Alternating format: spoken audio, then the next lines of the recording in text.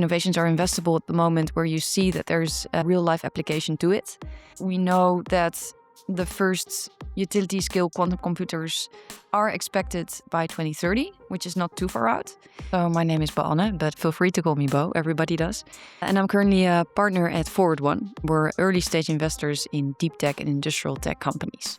A lot of factories, a lot of industrial players, their biggest assets are their machinery. There is, unfortunately, not a lot of room right now to suddenly change your whole manufacturing setup. So even though we might have the opportunities for radical change, it doesn't mean that that will land in the real world. And there's nothing wrong with doing it step by step. A lot of funds that I came across have fund models that count on a unicorn in their portfolio. And although I think that's the way to go and you should always aim for unicorns, statistically speaking, there's not going to be a unicorn in your portfolio.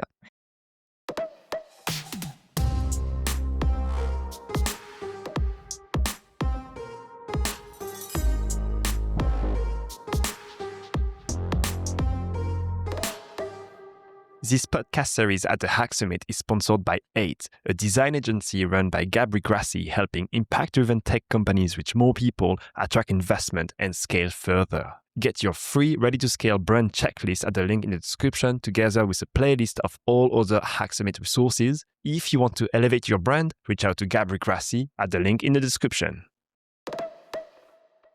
I came across, I think it was on LinkedIn, I believe. You've said technology without commercialization is just expensive science. I think I'm quoting you there. I'd love for you to elaborate on that. Sure. So what we've noted, we've been investing in Deeptech since 2018. So back when hardware was still really out of fashion. And it was our managing partners who founded the firm who figured, well, nobody is doing hardware. There might be an opportunity there. Not thinking about the fact that there might also be a reason why no one was doing hardware. But in the end, it turned out really successful because hardware has quite some advantages to it. And I think these advantages become clearer and clearer now in the AI boom because VCs are more and more looking for companies with IP or something that is really standing out from the rest. And what we've come across during our work at ForwardONE is that when we mainly invest in early stage deep tech companies, it's quite often technical founders. And technical founders are great. And often the moment where they need to commercialize, their first reaction is to hire another technical person. Because in their minds, quite often, in order to do sales, you need someone who understands the product, which is true, obviously. But at the same time, sales is a completely different art. So when you want to start commercializing, that is where we as VC, as ForwardONE, can bring real value. And we're doing that by working with venture partners.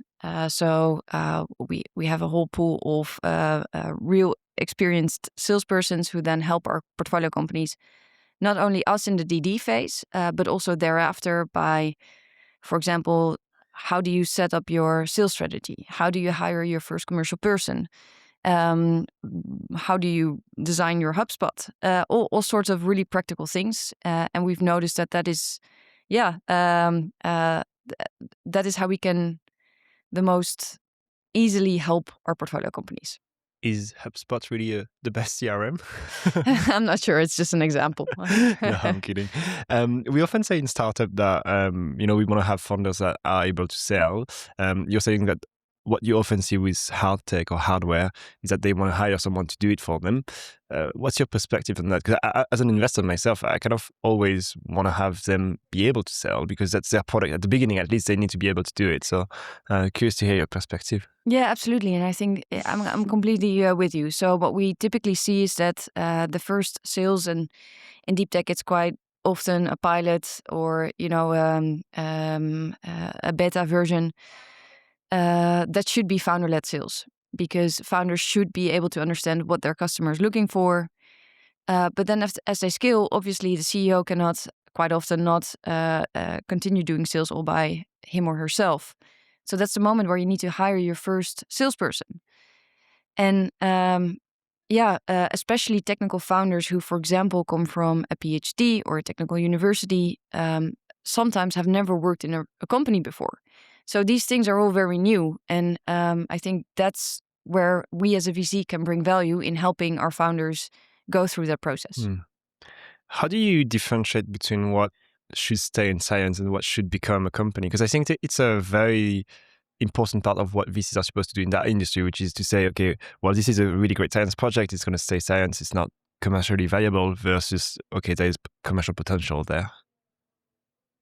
I think the beauty of innovation is that you never know where it will go. And that doesn't mean that all innovations are investable. I mean, innovations are investable at the moment where you see that there's a real life application to it. But I would applaud any scientist to think about how does my research translate to the real world, and where can we potentially turn this innovation into a business. Yeah, it's also where you're going to have the best impact, I guess. If you're a scientist and want to have an impact on the world, I think commercializing the tech is often the best way to have a larger impact. Exactly. And it doesn't really matter that you don't know yet where it will lead you to, right? So we've invested in a company called Optics 11, and they have a fiber that can really sense any noise. And the first application was actually in electricity grids to measure the amount of electricity that you can run through lines. And then I think Ukraine happened, and it turned out that this technology was actually really, really good underwater as well. So this technology is able to hear a drone underwater come from miles and miles away. So it's a great application to protect our pipelines underwater. So again, that's a route that the founders never thought of, but suddenly in real markets appeared. So sometimes, I'm a real fan of innovation for the sake of innovation. You never know the application right away, and that's totally fine. That's a hot take. That's hard tech, indeed. And for people that want to learn more about Optics 11, funny, we had an episode with Set Ventures a while ago when the run happened, when we talked about what they were doing, which I think was quite fantastic. So I can reference back to this episode. I mean, you're only doing hardware, or mostly doing hardware, only? We started off doing only hardware. So we had a funny saying that we would invest in anything that you could drop on your toe. But as we went along, we noticed that quite often to make hardware scalable, you should sell it with a software component, right? So you, for example, sell the software tool around your hardware, and that's how you earn money and can create also ARR. And from there, we slowly evolved. We're also doing some software investments, but it should always be technical, industrial, and B2B. When we think about hardware specifically, what are the things you're looking for in an early stage company?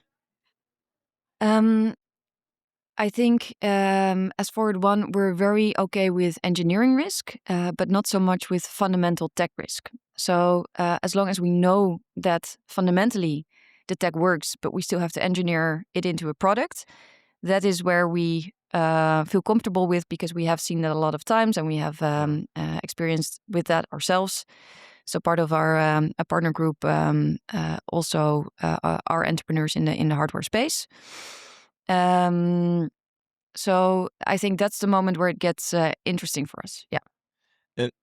I want to pick your brain on something, because recently I had a case where the company we wanted to invest in had both market risk and tech risk at the same time. You said that you love innovation for the sake of innovation. I think that was a perfect example, because I think the tech was probably fantastic, but I don't think the market was there yet. How do you manage to look through that and be comfortable with the risk? Yeah, that's actually a great question. And I think that's exactly what makes our job so interesting and so hard, right? Because there's always market risk when you're an early stage investor. And I think there's different degrees of market risk. So you have market risk knowing that the market is there, but not sure how to enter it, or not sure if your product will resonate with customers. And you have innovations, like, for example, in quantum, where when you first invest, the market might not even exist yet. So there's different degrees of market risk. And I think we typically, we invest in all stages. So we invest in companies that are already selling, and actually the market risk is not that apparent anymore. But we also invest in quantum computing startups. And I think in the end, it's just about also balancing our portfolio between how much, well, moonshots and more technical risk do you take. How do you underwrite quantum computing? I guess, I mean, we see a lot more deals these days in quantum, but I'd love for you to kind of describe a little bit what the company is doing and, why you chose to invest in them. Yeah, sure. So we've so far invested in 3 quantum computing startups. One is Quix, one is Quantware, and one is QLever. That is the most recent investment that we did. So I think when we did our first quantum investment, that was already a few years ago. And back then, nobody really knew how the quantum market would evolve. So that was a huge risk that we took, just believing in the teams that we saw. And well, if you have a whole portfolio of 20 companies, you can take one bet in the quantum computing space. I think that mindset evolved. So I think the whole AI boom helped because it shows that computational power, there's a real market there, and you can earn crazy amounts of money with it. And if you think about what the next big step in that space will be, it's probably quantum. So I think from an investor perspective, that is de-risked to a certain degree. So there is interest in more computational power. That's proven now. At the same time, we've noticed that more and more like big corporations are publishing around their quantum programs.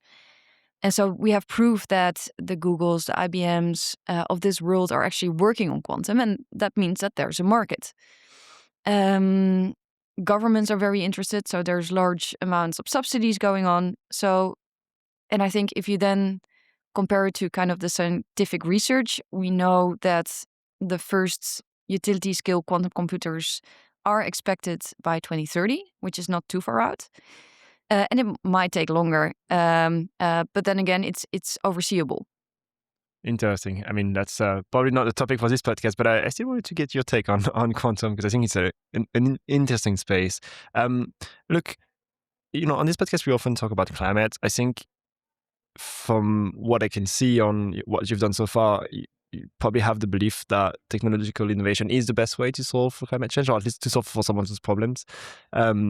Is that really going to happen? Like, are we not sometime kind of too optimistic about technology to save the world? Because I sometimes wonder myself if I'm, not the digital one.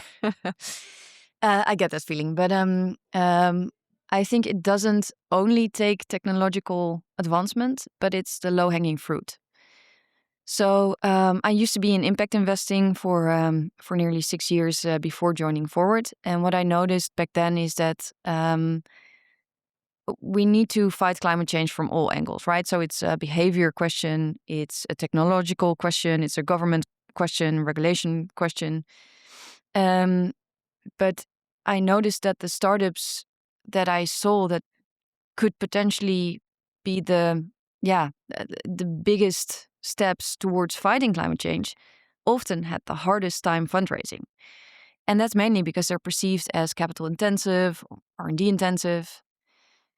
And so that was the moment where I started looking for a VC that wasn't afraid of investing in precisely those types of companies. And that's when I came across ForwardONE. I mean, it's too easy to say, oh, but technology is gonna get us out of this crisis. But I do believe that if we're talking about the easiest way to make big progress, technological advancement is a very big step. And do you think VCs are the right kind of, is VC the right asset class to underwrite that risk? Because it's very difficult. I mean, like, when we think about hardware and some of the big bets and the moonshots, like, it will take a lot of time. We can think about fusion, we can think about quantum. Like, even quantum can have a massive impact on climate because it can reduce massively the energy consumption for computers, right? But like, it takes so much time. How do you think about that? It does take so much time, and at the same time, I'm continuously amazed by the pace at which this world is moving. I think if you look at the adoption of solar, if you look at the cost down of batteries, I mean, these trends are going in an accelerated pace. They're not linear. I think they go beyond our imaginations. I think 10 years ago, I'm not even sure, but I think in the Netherlands there were barely any electric cars, and now it's quite common. So yes, it goes way too slow, especially if you see how fast the world is warming up, and how little attention this subject is getting nowadays. I think as soon as the Trump administration came into office, climate change went a little bit to the background. But at the same time, I'm very optimistic. And if you're talking about the VC space, there's a lot of infrastructural investments needed. Money needs to come from all angles, but it feels so good to work in kind of the epicentrum of technical innovation, because it feels like for the first crisis that I encounter where we can actually make a change as a community. If you think about how powerless you feel about all the wars going on in the world, this is actually a war that we have an impact on because we're working in the sector. So it is up to us, all of us, to actually make that change and continue investing in energy and climate. Is that what's driving you? Yes, it is. Yeah, absolutely. I agree with you. I mean, I think that's the reason why I wanted to go in this space. I think it makes a lot of sense, gives you a purpose, gives you a sense of, like we're actually working on something important, I guess. Let's talk about Europe, because you mentioned the US. I think we are quite influenced by the US, but I think Europe has an opportunity now with industrial kind of, reindustrialization of Europe. How does that come together with, climate change, right? When you think about climate tech ecosystem and industrialization, how do you merge them together? I think it's a very blurred line. So what I noticed when I was first entering the impact investment space almost a decade ago, there was almost some sort of feeling around, I'm the most green investor. No, I'm the most green investor. How dare you call yourself an impact investor? You're very commercial. I think nowadays what is healthy is that we've noticed as a community that all the investors need each other and there's no right and wrong. I mean, saving energy in an industrial plant might not be as radical as investing in fusion, but at the same time, all these steps are necessary. And I think producing more efficiently or more effectively quite often also leads to energy savings. So to me, it's a blurred line. And obviously, there's also a counter argument because, for example, due to innovation, now we suddenly need a massive more amount of data centers, which are all consuming a lot of electricity. So I'm not saying that all technical innovation is per definition good for the environment, but I think we need to continuously strive for more efficient ways of operating our world. Yeah, I think efficiency is often, I would guess, underplayed or like under considered in the climate community. I think, if you can save like 40% electricity for factories, that's already 40% saved. I mean, I think there's no small step to some extent. Yeah, and I think if you look from a very realistic angle, a lot of factories, a lot of industrial players, their biggest assets are their machinery. There is, unfortunately, not a lot of room right now to suddenly change your whole manufacturing setup.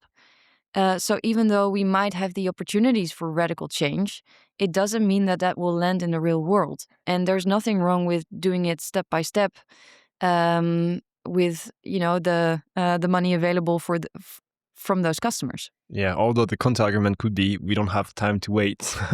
Absolutely. But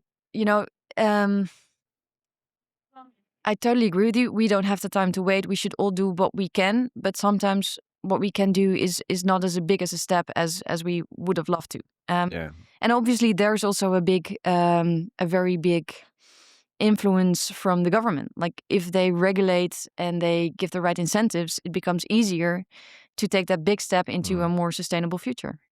Yeah. I mean, something I got to learn across all of these podcasts, I guess, is that if we want to solve climate change, I think you have to play the game of capitalism. And as a result, maybe sometimes the big, massive step, radical change is not quite profitable yet. And if that's not the case, then it's difficult to finance it. And as a result of that, maybe the smaller steps that you can take that are profitable by default then gets you there. I agree with you. And again, it's just not black and white. I'm still very happy with VCs that are actually investing in these radical ideas, because that's also very necessary. To give you a very personal example, when I was working in impact investing, I worked at a foundation, and it was really hardcore impact. The societal benefits of our investments came above our financial return. And I felt really good about my job, because it felt like, oh, I'm making this positive change, and I'm really funding these amazing entrepreneurs with these crazy ideas. And then at a certain point, I noticed that, but if I quit my job, somebody else will take my job, and it will be just the same amount of impact. So I started really doubting myself, like, I'm working for a company that does good things, but does that mean automatically that I, as a person, am making an impact? And actually, the answer was no, right? Whether it's me or someone else, the money will be spent anyway.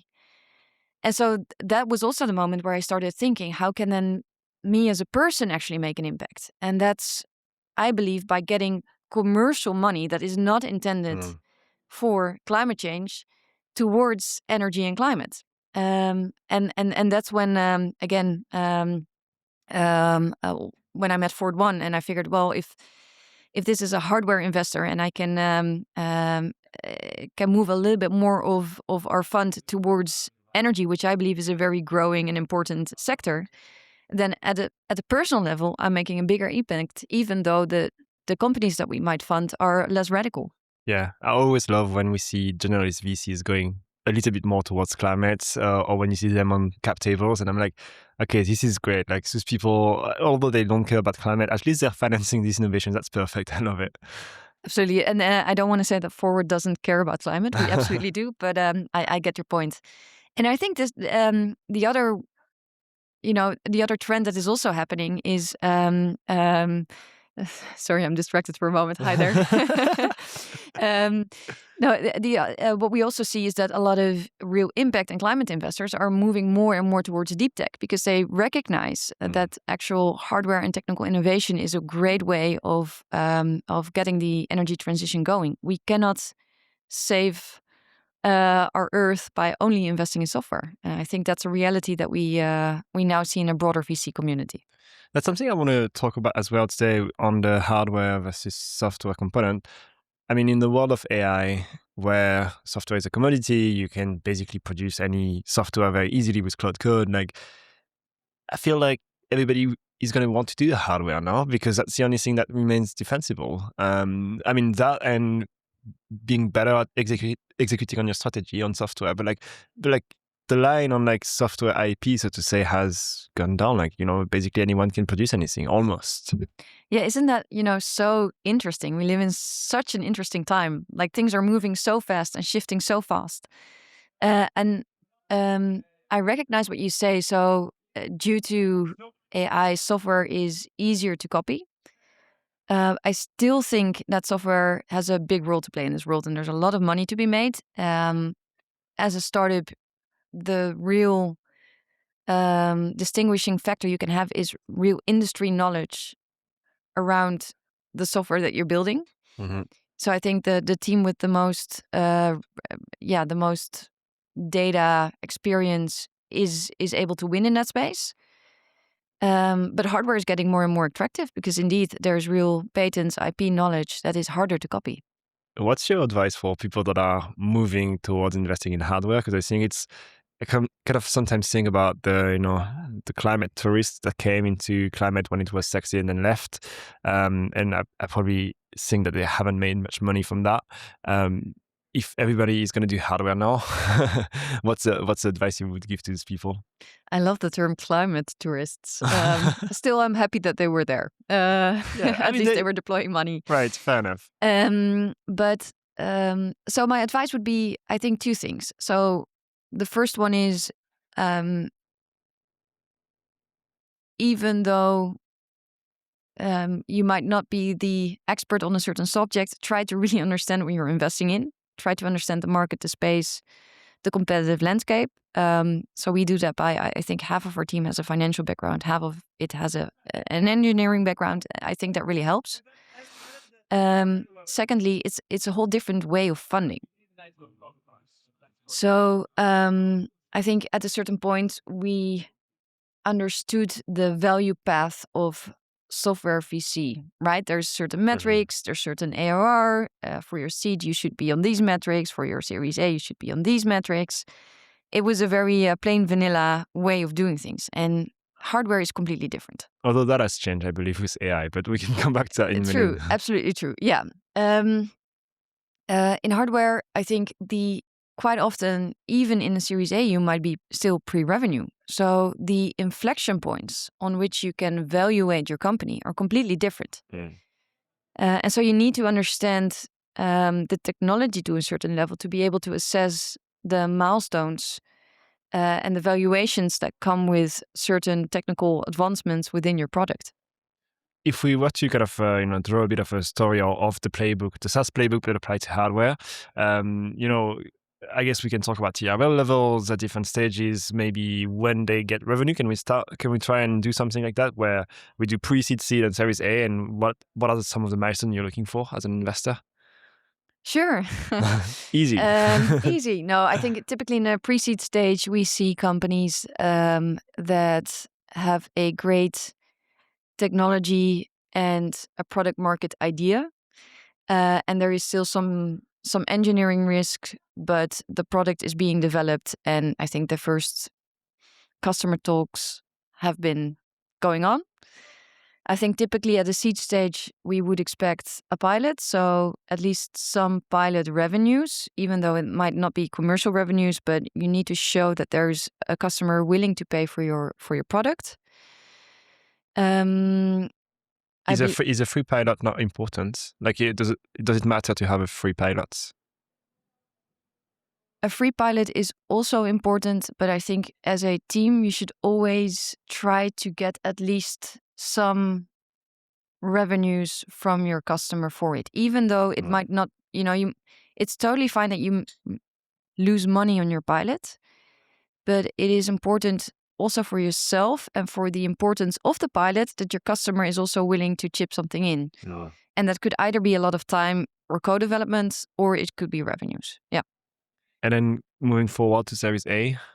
Yeah, I think then hopefully you have a pipeline with either first customers who are saying at a certain price point, we're willing to buy this amount, or you have paying customers and some initial revenue. I think Series A would typically be the moment where the engineering risk is off the table and there's more market risk remaining, but the first signs are positive. Interesting. I love the small playbook that you've done live, which is fantastic. It's interesting because when I look at even at pre-seed seed, I kind of want to see some sort of like, maybe not an LOI, but some sort of like interest already from customers. At least because I'm not technical, so that's the thing that I kind of always think, if a customer is interested by the technology, that means that there's potential in that technology, kind of thing. Because when you're not technical like myself, I mean, you have to rely on something, and often that's customers, because they are the real kind of proof point that the technology matters. Yeah, absolutely. So don't take me wrong. I agree with you there. So typically when we do we start at seed, but when it's more between pre-seed and seed, obviously you're gonna talk to potential customers and say, if this product is true, if it's there eventually, would you buy it? At what price point would you buy it? Is there a market? So indeed, you need to have that confirmation that they're building on something relevant. You have to have that in any case. Yeah, and I think that's maybe an advice for people that are looking to invest more in hardware. I think this is a true moment where if a customer is interested, there is real value being created. And even from a technology perspective, I think they understand it better than we do. I mean, frankly speaking, I wouldn't assume that I have the knowledge to understand some of the tech I'm looking at, or like clearly understand if it's a breakthrough technologically. But if a customer is able to assess it and is interested in it, then that tells me that there's something happening, right? And it's also good to, as an investor, realize what you're not good at, right? Mm-hmm. So we've decided not to invest anymore in medtech, health tech, or agri and food, simply because we don't know the value chain sufficiently enough. Mm-hmm. And I guess if you do 2 or 3 investments, you will learn the value chain. But you have to pay some learning money probably. And we don't need to, because the spaces that we operate in are big enough. But I think if we would, for example, decide to start investing in medtech and health tech, we would probably hire someone with real industry knowledge, because every industry has different milestones, have different ways of going from a pilot to an actual sale. And so knowing that industry to a certain level, or understanding kind of how those customers perceive going from a pilot to an actual sale and what steps need to be taken, that's different in every industry. Let's switch topics a little bit. There's 2 things I want to talk about more on the fund specifically. When I read on your website, it says that fund 1 and 2 were among the top 5% of funds from that vintage. I don't know how much you can share about numbers, but what does that mean? Because there's often this belief that in VC are going to return 3x the money, blah, blah, blah. Okay, well, I've been interviewing enough people by now that I kind of understand that this is not, this is like 3x is a really great performance. So top 5%, what does that mean? I think for the vintage year, we compared it based on DPI and TVPI. I think those are the most standard metrics. So for our first fund, we were quite lucky that after 4 years, we were able to pay back the entire fund to our investors by a successful exit. Wow. A few years later, we were returning the fund again one more time. There's still a lot of portfolio companies in there that we have quite high expectations on. Then the second fund is a little bit too early to tell. Yeah. We've just finished the investment period there and raised our third fund. So I'm not sure if that gives answer to... No, that's great answer. Look, that's already a benchmark. First fund, basically, if you want to be in the top 5%, you need to at least return 2x a fund, and then have a long queue or long tail of like potential other exits, right? Yeah, and I get your question though, because there's a lot of vagueness in the sector around, is that including your management fees? Is that excluding? So the 2 DPI for us is really net. So we didn't come up with the 5% ourselves. No, and isn't that what were the 2 companies that were really successful? Can you share? Yeah, sure. So the first exit that we did in Fund 1 was a company called Might. We sold it to Sonos. They had a 10 times smaller speaker that could produce the same amount of noise, apparently. It's a little bit of an outlier. I'm not sure if we would invest that much into consumer electronics nowadays. But I think especially in our first fund, we were also searching and doing quite some some investments left and right. And as you go through your funds, you're defining more and more your investment strategy. But it was a very successful exit and a really cool company, and obviously a great way to kickstart our fund. And more recently, we sold a company called Sensor Effect to ABB. I think if you had sat in this podcast as well, they were also a co-investor in that startup. And that's more climate than the first one, obviously. Yeah, so they were a company that were doing energy management for large industrial players. So sensors that could measure kind of your electricity usage on certain assets. Love it. Well, maybe one last section for today. I think you have about 60% of your capital that you're investing towards ForwardONE. That's always something that I'm debating with people, like what should be the right amounts. But is that the reason why you think Fund 1 was quite successful, because you were able to reinvest in the winners? Yeah, I think first of all, we are very diligent on deploying the majority of our capital to the winners in our portfolio. And that does require some radical decisions every now and then. But basically, as a partner group, we are prioritizing our portfolio companies from successful to less successful every quarter to see, that only the top performers, we should double down on them. Doesn't mean we do not continue investing in companies that are in the middle, but we might not ask them, if we invest more, can you do more, right? So there's a balance. We try to balance that in the right way. I think secondly, we've learned that you need to reserve a lot of capital if you're into deep tech, because the expenditure grows exponentially with the life cycle of your company. And we're very lucky that we have a great LP base with a lot of high net worth individuals that are also interested to chip in on a case-by-case basis every now and then. So for companies, Fund 1, Fund 2, Fund 3, that are performing really well, we also create syndicates to be able to punch above our own weight. Is that the way to win in VC? I think there's a lot of ways to win in VC. I'm not claiming that our way is the way. I do think that consistency and sticking to your plan and your fund model quite often is actually worth it. Yeah, okay. I think there's a lot of models that could work, but this model works for us. Maybe I'm not sure how we were on time, but one side story. A lot of funds that I came across have fund models that count on a unicorn in their portfolio. And although I think that's the way to go and you should always aim for unicorns, statistically speaking, there's not going to be a unicorn in your portfolio. Just if you see the amount of unicorns in Europe. So your fund model should also work if you conservatively go for a 5x, 6x X on the companies that are outperforming the rest of your portfolio. And that means going in early, getting a large stake, because that then really becomes essential. I think at least that's the way we look at it. How do you identify winners? Because, there's always this thing which is like, yes, you can have early breakouts of companies, but does that mean they're going to be the one that's going to succeed versus companies that are specifically in hardware where they could take a bit more time to get out of the lab space, so to say, or like get out of the very small pilot phase, but then maybe after that they scale more rapidly? Yeah, exactly. And I think that's a balancing act. And again, it's what makes our job so much fun and fortunately also a little bit difficult, is really understanding that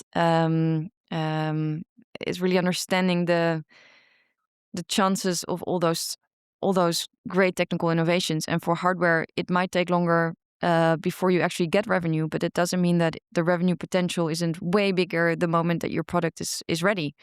So it's a balancing act and it's monitoring closely. Yeah, love it. Well, look, what do we leave people with today? If you have a message of hope, if you have a message for Europe, if you have a message for climate tech, I don't know.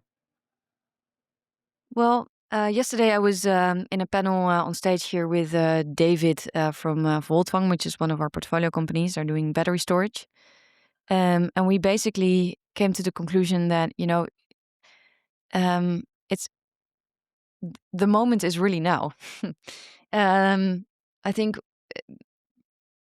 there's a lot happening in Europe. I think there's a lot of a great mentality shift towards becoming more independent, becoming more energy independent. In a lot of ways, we have momentum to make sure that technical innovation can grow at an accelerated pace at the moment, because there's just simply more acknowledgement for the importance of tech within our society.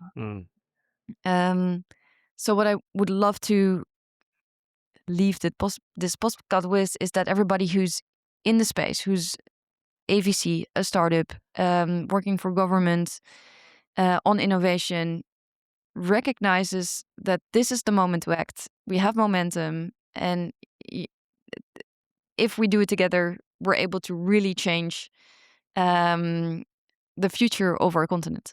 I love that.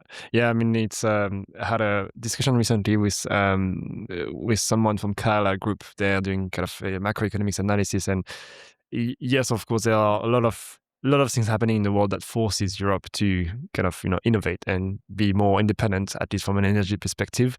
So I think that's a great message to have. Um, where can people reach out to you if they want to learn more about ForwardONE, if they have a deck they want to share with you, if they want to invest in your fund? I don't know. Yeah, please do. Yeah, and do reach out if you have a cool startup you think and you need funding and you think it might be the right fit. Well, always feel free to reach out through LinkedIn or through our website. And one last question for you today. Who's the next person that should be in your seat for an interview? A founder you admire or an investor you admire? Ooh. Well, if you're interested in talking about what quantum could do for climate, um, I think it would be a lot of fun to invite Matthijs, CEO of Quantware, one of our portfolio companies, into your podcast to hear about the potential there. Sounds good. You'll have to train me before. You have to get me up to speed on the knowledge. Fantastic. Well, listeners, if you like this episode and if you like the show, don't forget to like, comment, and subscribe if you're on YouTube, or to give us a follow and a 5-star review on Apple Podcasts and Spotify. Beau, thank you so much. Thank you so much.